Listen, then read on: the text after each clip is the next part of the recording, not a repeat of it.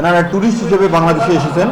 আমরা এজারের বক্তব্য নিয়ে যেটা এটা আপনাদের অবগত করছি, এটা ট্যুরিস্ট হিসেবে বাংলাদেশে এসে গতকালকে তারা রংপুরে এসেছিল, রংপুরে এসে রংপুরে অবস্থান করছে হোটেলে। অবস্থান করার পর তারা এখান থেকে রেন্টে কারের একটি গাড়ি নিয়ে তারাগঞ্জে বেড়ানোর জন্য তারাগঞ্জের দিকে বা সৈয়দপুরের দিকে তারা যাচ্ছিল। সেই ঘটনাস্থলের পাশে তাদের ওই যে জায়গাতে আমরা বলতেছি সেখানে তাদের পানির পিপাসা লাগছিল বা এই ধরনের কোনো কিছু বিষয় দিচ্ছিল।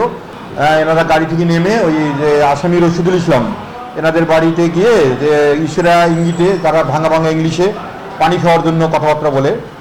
তা তৎপ্রেক্ষিতে এই যে রশিদুল সহ তার পরিবারের অন্যান্য লোকজন এটাকে হয়তো তারা কোনো কিছু বুঝতে পারছিল হয়তো, তখন তারা এই যে দুই ইরানি নাগরিককে আটক করে তাদেরকে এলোপাতাড়ি মারপিট করলে এবং তাদের গাড়িতে থাকা জিনিসপত্র ডলার, কাপড় চোপড় বা ফোন, অ্যান্ড্রয়েড ফোন, নগদ টাকা 30,000 এই সমস্ত জিনিসপত্র তাদের কাছে ছিনিয়ে নেয়। আমরা প্রেক্ষিতে আসামিদের বিজ্ঞ আদালতে প্রেরণ করেছে।